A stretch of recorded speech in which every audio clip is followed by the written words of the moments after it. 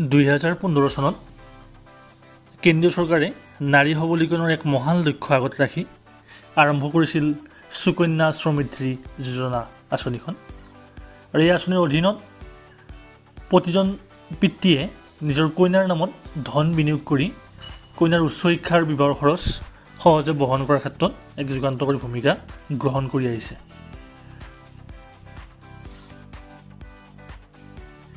এই সুকন্যা সমৃদ্ধি যোজনা একাউণ্টৰ বা আঁচনিখনৰ বিষয়ে কেন্দ্ৰীয় চৰকাৰেও লকডাউনৰ পৰিপ্ৰেক্ষিতত কিছু পৰিমাণে নতুন ঘোষণা বা নতুন নিৰ্দেশনা আগবঢ়াইছে।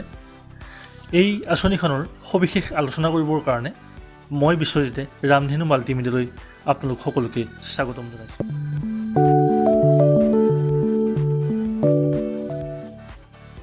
এই আঁচনিৰ অধীনত একাউণ্ট খুলিবৰ কাৰণে আপুনি নিয়াৰেষ্ট পোষ্ট অফিচ অথবা চাম অথৰাইজ কমাৰ্চিয়েল বেংকত আপোনালোকে এই একাউণ্ট খুলিব পাৰিব।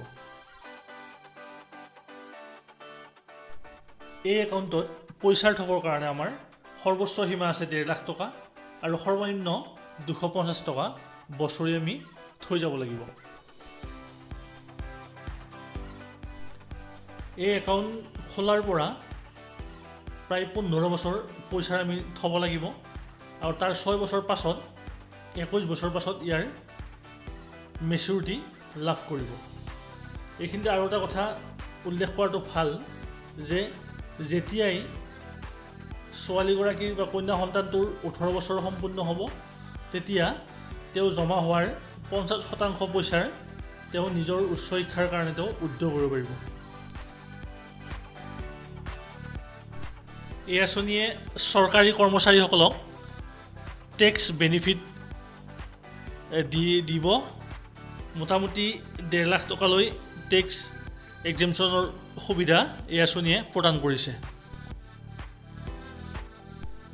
এই আঁচনিৰ বৰ্তমান সুদৰ হাৰ 2020-21 বিত্তীয় বৰ্ষৰ বাবে 7.6% আৰু সময়ে সময়ে ইয়াৰ পৰিৱৰ্তন হৈ থাকে।